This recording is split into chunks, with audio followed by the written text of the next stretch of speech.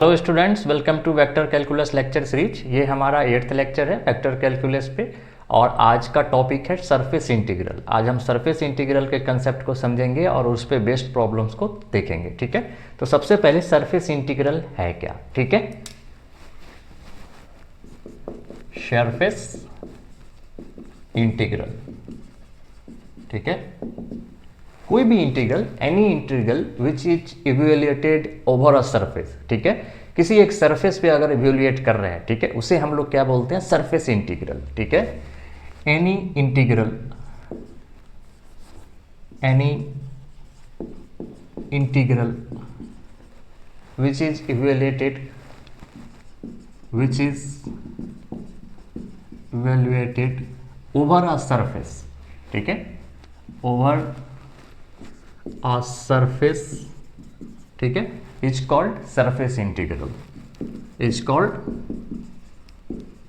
surface integral, surface integral। क्या मतलब है, ठीक है, मान लो हमारे पास कोई प्लेन है, एक्स वाई जेड कोऑर्डिनेट है, ठीक है, मान लो हमारे पास ये एक्स कोऑर्डिनेट है, ठीक है, आई कैप, और ये y कोऑर्डिनेट है जे कैप, और ये k कोऑर्डिनेट है, ठीक है, ये z कोऑर्डिनेट है k कैप, ठीक है, x y और z कोऑर्डिनेट है। अब कोई इसमें अब सरफेस मान लो कि हमारे पास ये y और z प्लेन में कोई सरफेस हमारे पास इस तरीके का गिवन है, ठीक है, और इसे हमें क्या करना है, सरफेस इंटीग्रल, यानी कि इस सरफेस का हमें सरफेस इंटीग्रल फाइंड आउट करना है। ठीक है, मान लो इसका प्रोजेक्शन कुछ है r है, ठीक है, तो ऐसे सरफेस में, या फिर मान लो इस एक्स वाई प्लेन में हमारे पास कोई सरफेस है, ठीक है, मान लो इस तरीके का हमारे पास एक्स वाई प्लेन में कोई सरफेस यहाँ पे है, इसका अगर हमें सरफेस इंटीग्रल फाइंड आउट करना है तो इसका सरफेस इंटीग्रल फाइंड आउट करने के लिए हमें सरफेस इंटीग्रल के कंसेप्ट को समझना है। ठीक है, तो सरफेस इंटीग्रल का कंसेप्ट अब हम समझेंगे। जैसे हम मान लें कि लेट हमारे पास कोई f है, f वेक्टर है, b any differentiable vector function, b any differentiable vector function, ठीक है, कोई f सरफेस है, b any differentiable vector function, ठीक है, डिफाइंड, ठीक है, over a surface, over a surface S, ठीक है, इस सरफेस को S से डिनोट करते हैं, ठीक है, over a surface S, then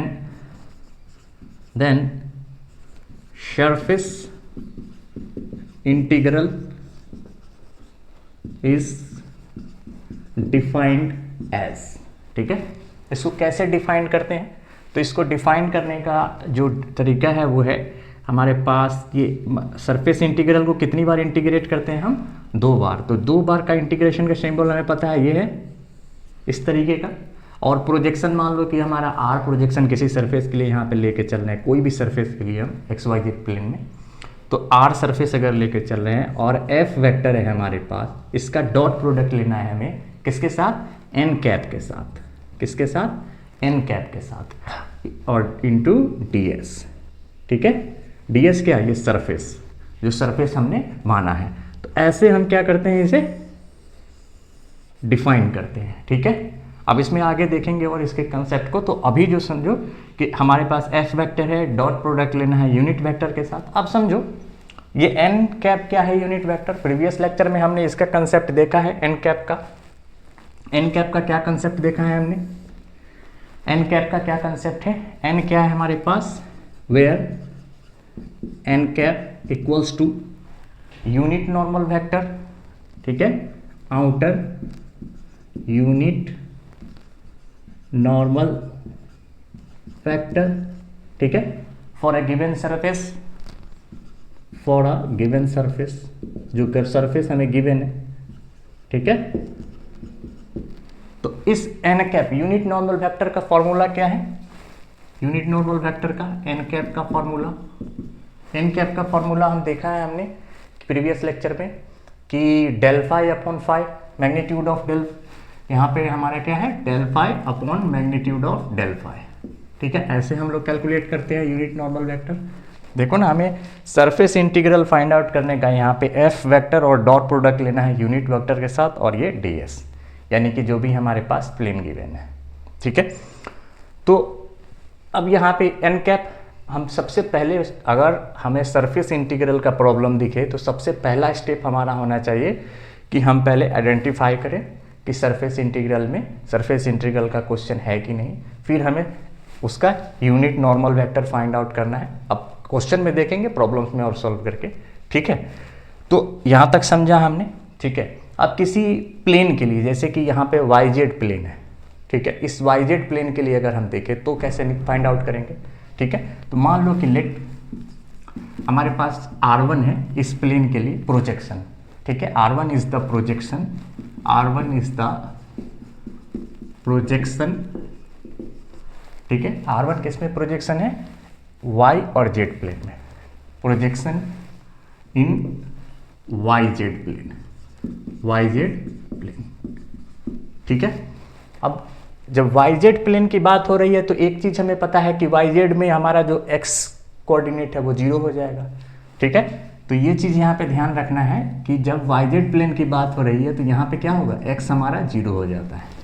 ठीक है, नोट करके चलो। तो अब हमें यहाँ पे क्या लिखना है, हमें लिखना है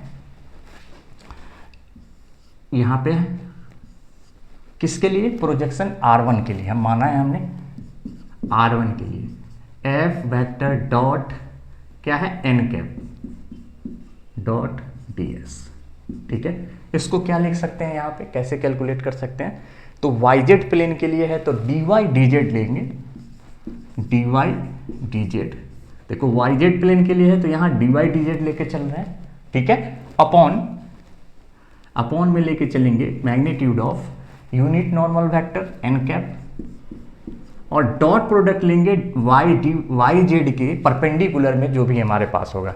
Y और Z के परपेंडिकुलर कौन सा है, यहाँ पे x कैप है। यहाँ पर हम क्या लिख सकते हैं, अब I कैप, तो यहाँ पे हम लेके चलेंगे I कैप। ठीक है, यहाँ क्या लेके चलेंगे, I कैप। ओके, तो अब सिमिलरली अगर जैसे YZ प्लेन में हमने लिया है, अब अगर XY प्लेन में हम ले तो XY प्लेन में कैसे लिख सकते हैं, तो फिर मान लो let R2 is the projection in XY plane, R2 is the projection in XY plane.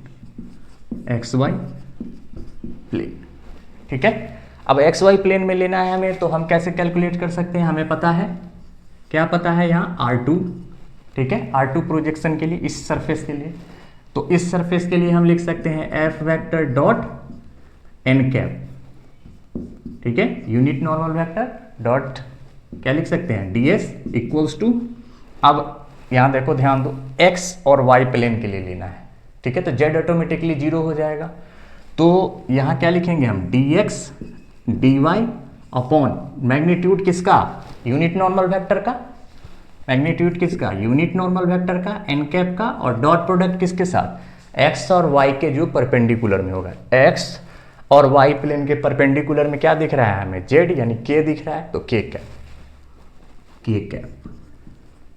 ठीक है, तो इस तरीके से हम XY प्लेन के लिए कैलकुलेट कर लेंगे। ये सब डबल स्टार में याद रखना है हमें। ठीक है, ये सब डबल स्टार में। ठीक है, VBI। अब हमने क्या कर लिया, YZ प्लेन का कैलकुलेट कर लिया, XY प्लेन का भी देख लिया, अब इस प्लेन का भी देख लेते हैं, XZ प्लेन का। ठीक है, तो XZ प्लेन का देखते हैं, इधर थोड़ा मिटा दें।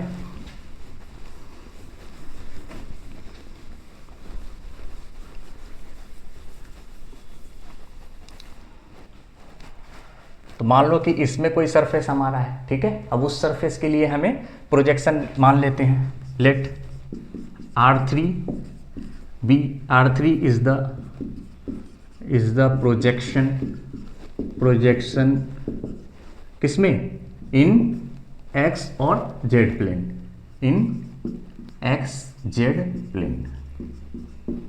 ठीक है, अब इस XZ प्लेन में हमें लिखना है, तो हमें क्या लिखना है, R3 प्रोजेक्शन के लिए, R3 के लिए लिखना है, तो R3 के लिए यहाँ क्या लिख सकते हैं, एफ वेक्टर किसका, यूनिट वेक्टर के साथ डॉट प्रोडक्ट और ये ds इक्वल्स टू क्या लिख सकते हैं हम, इक्वल्स टू लिख सकते हैं एक्स वाई प्लेन के लिए लिख रहे हैं x और z के लिए, तो यहाँ क्या लिखोगे dx dz, ठीक है।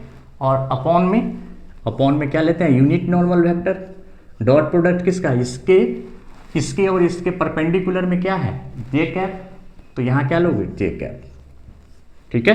तो ये हो गया तुम्हारा तीनों प्लेन के लिए, ठीक है, डबल स्टार, ठीक है। अब यहाँ एक ध्यान दो कि हमेशा एक कंडीशन याद रखना कि ये N cap is not equals to zero ही लेके चलना है हमें सरफेस इंटीग्रल में, ठीक है।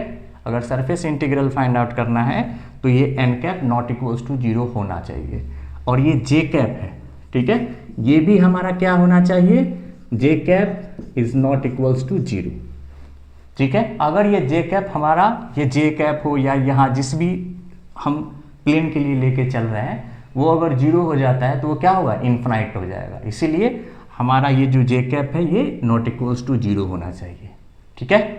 तो ये हमारा यहाँ पे एक बेसिक कंसेप्ट हमने समझा। अब हम एक चीज़ देखेंगे कि सरफेस बेसिकली 99% में दो सरफेस गिवन दे रखता है, कौन कौन सा, एक तो स्फेयर दे रखा होता है और दूसरा हमें दे देता है सिलेंडर, ठीक है। तो 99% क्वेश्चन इस स्फीयर और सिलेंडर के इक्वेशन से सॉल्व हो जाता है। बाकी अगर 1% में नहीं है तो फिर वो फाइंड आउट करना होता है, हमें डाटा फाइंड आउट करना होता है, ठीक है। तो उसके लिए देखते हैं।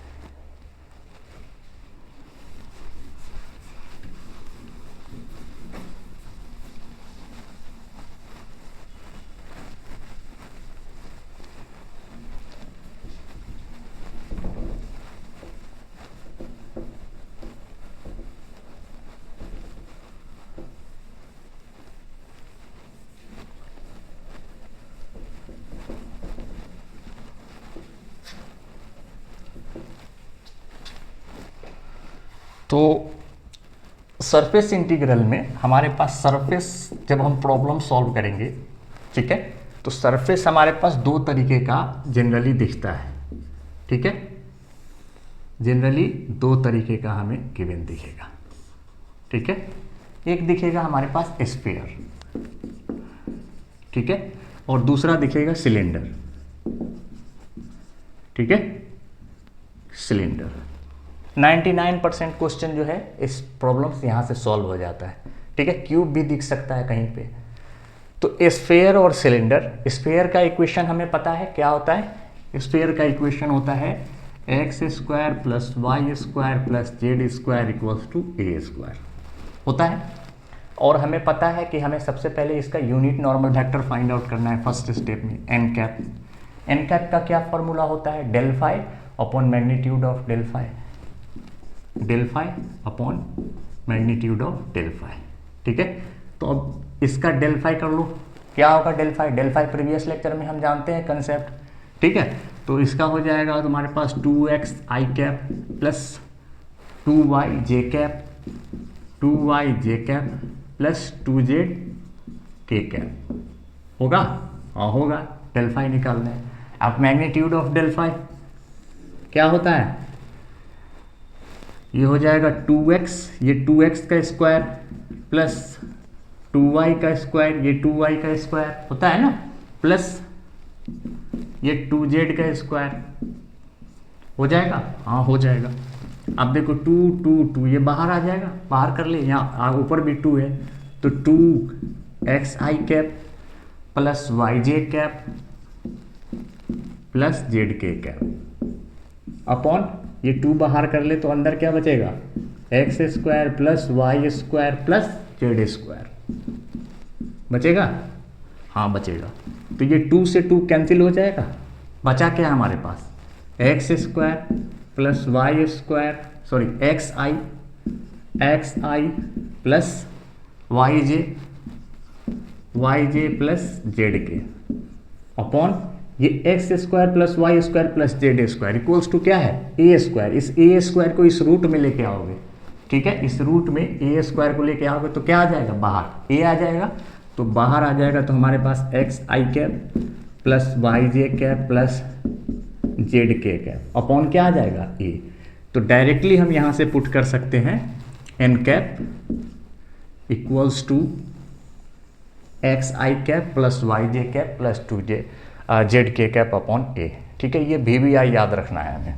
ठीक है, तो जहाँ पर भी हमें इस सरफेस कौन सा दे रखे, स्फीयर दे रखे, तो हमें डायरेक्टली यूनिट नॉर्मल वेक्टर ये पुट कर देना है।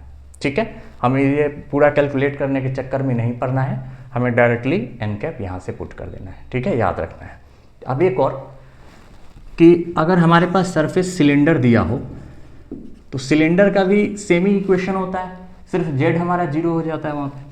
तो X square plus Y square equals to क्या होता है यहाँ पे ए स्क्वायर। तो इसका क्या होगा N cap del phi upon magnitude of del phi, यही फॉर्मूला लगाना है, सेम ऐसे ही कैलकुलेट करना है। तो यहाँ क्या आ जाएगा हमारे पास x I cap plus Y J cap upon में ए। ठीक है, ये हमें याद रखना है। ठीक है, इसमें हमें क्या ध्यान रखना है कि हम एक्स वाई प्लेन में इसे नहीं ले सकते हैं। क्यों नहीं ले सकते हैं? ठीक है, can't take in X Y plane. क्यों नहीं ले सकते हैं कि एक्स वाई प्लेन में हमारा एक्स वाई का परपेंडिकुलर क्या है के कैप। तो जब हम यूनिट नॉर्मल वेक्टर का डॉट प्रोडक्ट लेंगे के कैप के साथ तो क्या हो जाएगा 0 हो जाएगा। और हमें पता है नेसेसरी कंडीशन की हमारा 0 नहीं होना चाहिए। ठीक है, तो ये के कैप क्या हो जाएगा हमारा 0, क्योंकि जेड वाला टर्म नहीं है ना यहाँ पे, तो ये क्या क्या हो जाएगा 0। तो ये ध्यान रखना है नोट में। ठीक है, हमें सिलेंडर के केस में एन कैप डॉट के कैप ये 0 होता है। क्यों? क्योंकि हम एक्स वाई प्लेन में परपेंडिकुलर लेके चलते हैं। ठीक है, ये बात हो गई। अब ये इक्वेशन और ये इक्वेशन तुम्हें एकदम VBI याद ही रखना है। ठीक है, VBI डबल स्टार में। ठीक है, अब इस पे बेस्ड हम प्रॉब्लम देखते हैं। ठीक है, एक प्रॉब्लम लेके देखते हैं कि और कैसे हम लोग सरफेस इंटीग्रल के प्रॉब्लम को सॉल्व करते हैं। तो ये क्वेश्चन हमारे पास गिवन दे रखा है। ठीक है, जहाँ पर हमें दिख रहा है कि हमें सरफेस इंटीग्रल यानी 2 बार यहाँ पे डबल इंटीग्रल दिया है एफ डॉट एन कैप यानी यूनिट नॉर्मल वेक्टर ds। ठीक है, इसका मतलब हमें सरफेस इंटीग्रल फाइंड आउट करना है। एफ वेक्टर हमें गिवन दे रखा है, एस क्या है हमारा सरफेस है किसका सिलेंडर का। ठीक है, ये ध्यान देना हमें। ठीक है, सिलेंडर का इक्वेशन भी गिवन दे रखा है। ठीक है, X square plus Y square equals to 16। ठीक है, included in the first octant. ठीक है, फर्स्ट ऑक्टेंट में है। ठीक है, एक एक पॉइंट हमें क्वेश्चन का देखना है कि क्या बोल रहा है। First octant bounded by the, यानी हमें जेड की वैल्यू दे रखी है यहाँ पे। ठीक है, ये भी गिवन है हमारे पास, गिवन फर्स्ट ऑक्टेंट गिवन है, एफ गिवन है हमारे पास। ठीक है, तो यहाँ पे इस क्वेश्चन में स्टेप 1 में हमें एन कैप चाहिए। क्या चाहिए? N cap. तो एन कैप हमें इस सिलेंडर के लिए अभी हमने देखा था एन कैप का कंसेप्ट कि एन कैप हमारे सिलेंडर के लिए क्या होता है, हमारा सेल होता है X I cap plus Y J cap upon A, यही होता है। ठीक है, अभी हमने देखा था फॉर सिलेंडर, किसके लिए? For cylinder. ठीक है, अब हमें ये पता चल गया। अब हमें और क्या चाहिए? हमें चाहिए ये हमारा जो डबल इंटीग्रल। ठीक है, ये क्या है? आर है एफ वेक्टर डॉट किसका? एन कैप, और ये क्या? D S. तो एफ और डॉट एन कैप हम पहले फाइंड आउट कर लेते हैं, यही ना फाइंड आउट करना है हमें। तो हम यहाँ से अगर F vector dot N cap अगर फाइंड आउट करें तब क्या आ जाएगा? तो एफ हमें गिवन दे रखा है, क्या दे रखा है? Z I cap plus x J cap minus 3y square z के कैप दे रखा है। अब इसका डॉट प्रोडक्ट किसके साथ लेना है? एन कैप के साथ। एन कैप क्या है हमारा? ये है। तो dot product x I cap plus Y J cap upon ए। ठीक है, अब इसका और इसका डॉट प्रोडक्ट देखें तो जेड का आई के साथ, तो ये हो जाएगा हमारा जेड एक्स प्लस ये j का j के साथ, तो ये हो जाएगा तुम्हारा एक्स वाई, ठीक है। और वाई स्क्वायर जेड के कैप का तो 0 हो जाएगा, तो z x plus x y upon ए, ठीक है। तो F vector dot N cap क्या है हमारे पास, z x plus x y upon a. इसको और सॉल्व कर लो तो x कॉमन ले लोगे, तो क्या लिख सकते हो यहाँ से y प्लस जेड अपॉन ए लिख सकते हो। तो ये हम लिख सकते हैं f vector dot N. Step by step चलेंगे, ठीक है। तो ये हमारा क्या हो गया, स्टेप 2, ठीक है। स्टेप 1 में यूनिट नॉर्मल वेक्टर जो ऑलरेडी हमें पता है सिलेंडर के लिए। स्टेप 2 में f डॉट एन कैप ये हमने ले लिया है। अब स्टेप 3 में हमें क्या चाहिए, हमें लिमिट चाहिए। एक लिमिट तो पता है हमें, 0 से z से 0 और z से इक्वल्स टू 5, ठीक है। लेकिन अभी हमें किसका, y का लिमिट नहीं पता है। तो y का लिमिट कैसे पता करें हम, तो देखो अब हमारे पास इक्वेशन क्या दिख रहा है सिलेंडर का, एक्स स्क्वायर प्लस या Y square equals to 16, X square plus Y square equals to 16 दे रखा है। और एक क्वेश्चन में एक चीज़ देखो यहाँ पे फर्स्ट ऑक्टेंट, तो फर्स्ट ऑक्टेंट में हमारा x क्या होता है, 0 होता है। तो यहाँ 0 पुट कर देंगे तो y यहाँ से फाइंड आउट कर लोगे, हाँ बिल्कुल कर लोगे। तो 0 पुट करोगे तो यहाँ से y हो जाएगा y इक्वल्स टू रूट 16 और y इक्वल्स टू हो जाएगा 4 और -4 हो जाएगा। अब -4 हम लेके नहीं चल सकते हैं क्योंकि फर्स्ट ऑक्टेंट में है, माइनस तो होगा नहीं, तो ये वाला टर्म तो ऑलरेडी कैंसिल है। तो हमारे पास y इक्वल्स टू क्या आ गया, 0 और y इक्वल्स टू हमारे पास 4। तो y का लिमिट क्या आ गया हमारे पास, y इक्वल्स टू 0 और y इक्वल्स टू 4। हाँ, अब इसे प्रोजेक्शन में अगर देखना है तो वो भी मैं क्वेश्चन सॉल्व करने के बाद बता दूंगा कि प्रोजेक्शन में कैसे देख के बताते हैं, ठीक है। तो ये तो हो गया y इक्वल्स टू 0। अब यहाँ से हमें फाइंड आउट क्या करना है, हमें तो ये फाइंड आउट करना है, ऑब्जेक्टिव हमारा क्या है, ये है, ठीक है। तो थर्ड स्टेप में हमें ये फाइंड आउट करना है, तो पुट करें, हमारे पास लिमिट भी है तो यहाँ से पुट करते हैं, ठीक है। तो सबसे पहले z इक्वल्स टू 0 हमें पता है यहाँ पे, और z इक्वल्स टू क्या पता है 5, जो कि ऑलरेडी क्वेश्चन में गिवन है हमारे पास। y का हमने वैल्यू भी निकाल लिया है सिलेंडर के इक्वेशन से, तो y equals to 0, y equals to 4, ठीक है। और f dot N, f vector dot N cap ये क्या है हमारे पास, x into y plus z upon a, put कर दें। तो ये पुट करते हैं x into y plus z upon में क्या है, अपॉन में है a, ठीक है, a, ठीक है। और इसी के साथ और क्या बच रहा है हमारा यहाँ पे ds, ठीक है। तो ds कैसे फाइंड आउट करोगे, तो ds फाइंड आउट करने के लिए हमें xy प्लेन में देखना है।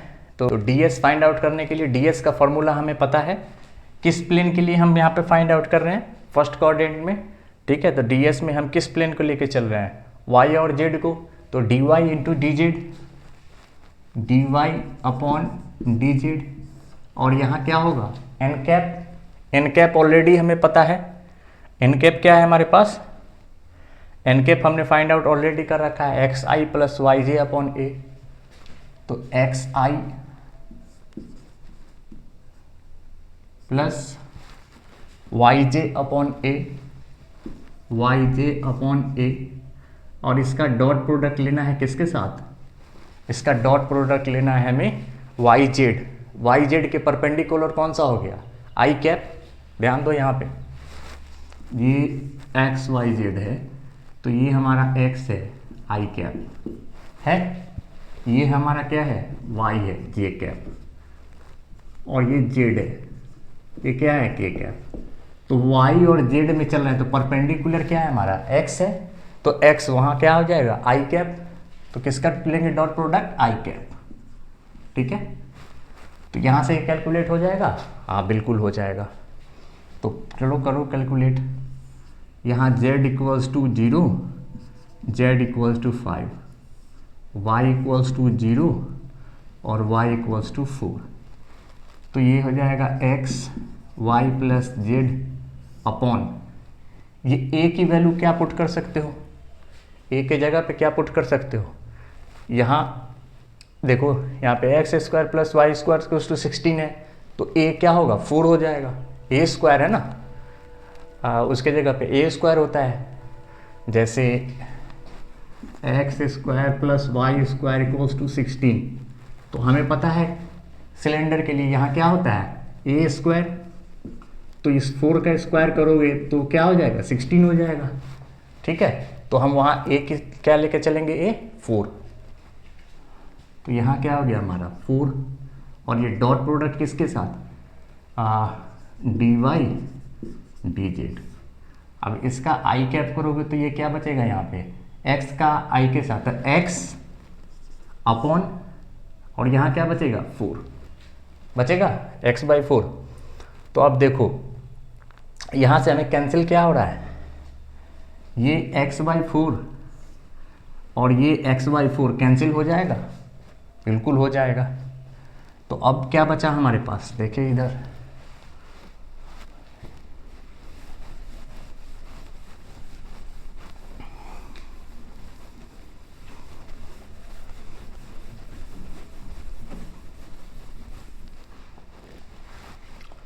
तो देखो यहाँ से हमारे पास z इक्वल्स टू क्या है 0, z इक्वल्स टू क्या है 5, और ये y इक्वल्स टू क्या है हमारे पास 0, और y इक्वल्स टू क्या है हमारे पास 5, यही है।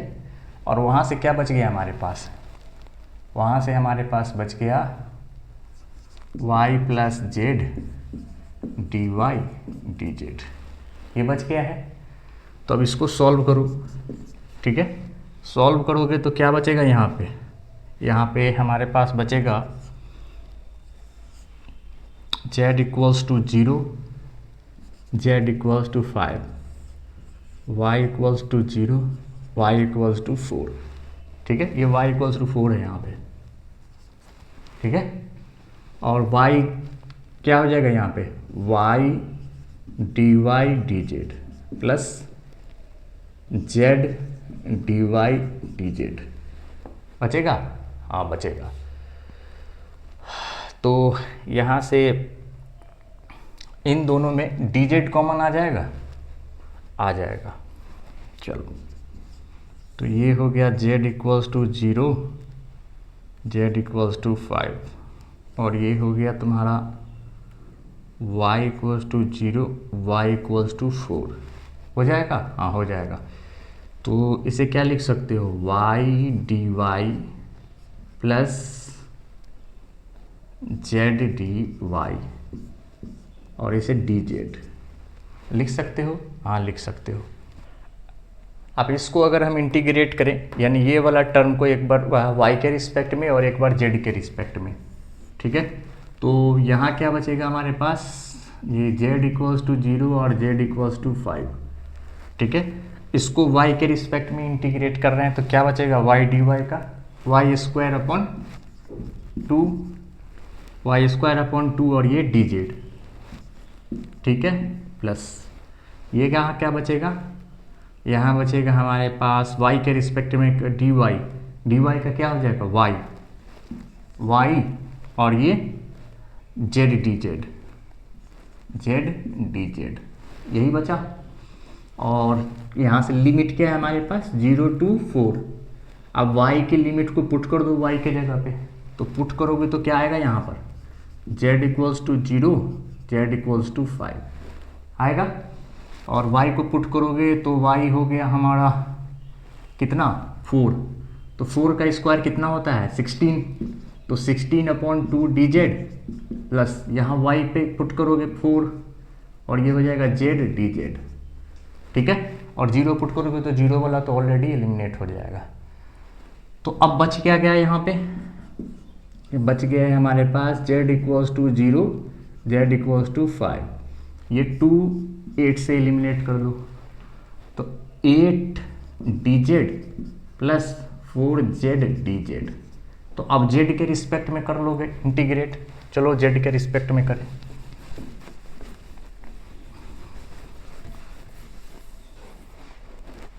तो जेड के रिस्पेक्ट में करोगे इसे इंटीग्रेट, तो क्या लिख सकते हो, जेड के रिस्पेक्ट में करोगे इसे तो यहाँ हो जाएगा हमारा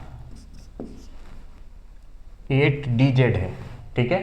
तो यहाँ क्या हो जाएगा हमारा 8z प्लस इस 8dz को इंटीग्रेट करोगे तो क्या लिख सकते हो 8z, और ये 4z को इंटीग्रेट करोगे तो क्या लिख सकते हो 4z² 2, और लिमिट क्या है हमारा 0 से 5, 0 से 5, 0 to 5, ठीक है। तो यहाँ z की जगह पे 5 पुट कर दो, तो 8 × 5 प्लस यहाँ z की जगह पे 5 पुट करोगे तो कितना होगा 25, ये 2 से 4 कैंसिल करोगे तो 2 आएगा, तो 2 × 25 आएगा, हाँ आएगा। तो अब जो हमारा निकाल रहे हैं हम, यही निकाल रहे हैं f vector dot n cap dot ds, ठीक है, यही निकाल रहे थे। तो ये क्या निकल के आएगा 8 × 5 40 प्लस 50, 25 × 2 50, ये कितना आएगा 90। तो आंसर हमारा क्या हो गया 90, ठीक है। तो इस तरीके से हम प्रॉब्लम सॉल्व करते हैं, ठीक है। अब एक चीज़, जैसे हमने y का यहाँ वैल्यू लिया था y = 0 और y = 4, इसे प्रोजेक्शन में अगर देखो तो कैसे देखोगे,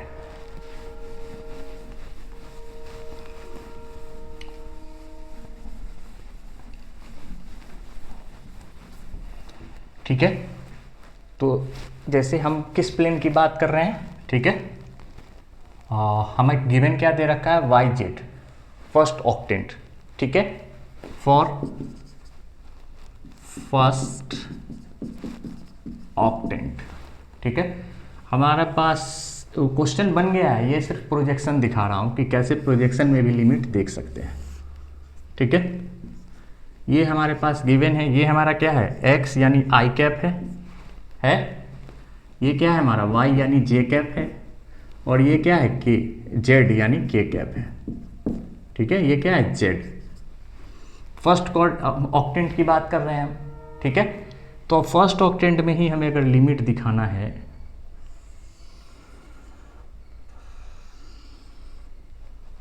ठीक है,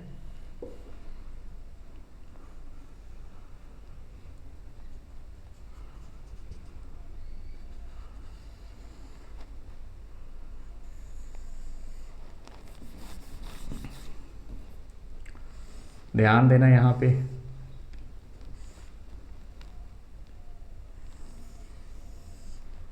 ये क्या है हमारा z यानी k ऑक्टेंट है ना। तो हमें क्या दिखाना है, हमें फर्स्ट ऑक्टेंट में हमें वहाँ y की वैल्यू को दिखाना है ना। तो अब फर्स्ट ऑक्टेंट क्या है हमारा, ये वाला फर्स्ट ऑक्टेंट है, तो इधर वाला रिमूव कर सकते हैं। तो इसे रिमूव अगर कर दो यहाँ पे ये रिमूव कर दो, तो बच क्या गया हमारे पास, ये वाला टर्म बच गया। यानी हमें प्रोजेक्शन किसका लेना था R1 का, ये हमारे पास बच रहा है ना।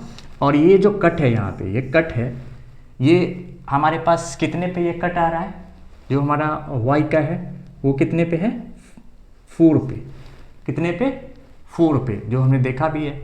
और ये क्या है हमारा ओरिजिन है 0 है, ठीक है। ये कट यहाँ पे भी क्या है 4 है ना। तो अब z हमारा दे रखा है गिवन में क्वेश्चन, z = 0 से 5, तो यहाँ से ये जो प्रोजेक्शन हम देख रहे हैं ये क्या है हमारा 0 से 5, ये क्या है हमारा 0 से 5, ठीक है। तो ये z की वैल्यू हो गई, z = 0 और z = 5, ठीक है। ये क्या है हमारा z = 5 और ये क्या है z = 0, और ये क्या है y = 4 और ये क्या है y = 0। तो ऐसे प्रोजेक्शन से भी हम लिमिट को ले सकते हैं। सिर्फ ये दिखाने के लिए बताया मैंने, क्वेश्चन में इतना टाइम नहीं होता है कि प्रोजेक्शन से फिर लिमिट देखो फिर उसे पुट करो, ठीक है। तो डायरेक्टली इक्वेशन से पुट कर सकते हैं हम लोग। तो ये हो गया हमारा प्रोजेक्शन। हाँ, अब हम इस वाले ऑक्टेंट की बात कर रहे हैं, तो ये भी तो रिमूव हो जाएगा, यहाँ से हो जाएगा ना। तो इसे किसी भी नीड नहीं है, लेकिन हमें सिर्फ इस प्रोजेक्शन का नीड था, इसीलिए y इक्वल्स टू 0 और y इक्वल्स टू 4 लिया हमने लिमिट, और z इक्वल्स टू 0 और z इक्वल्स टू 5 जो ऑलरेडी क्वेश्चन में गिवन है। ठीक है, तो ये हो गया प्रोजेक्शन से लिमिट लेने का तरीका। अब नेक्स्ट लेक्चर में हम और नेक्स्ट टॉपिक देखेंगे। ओके।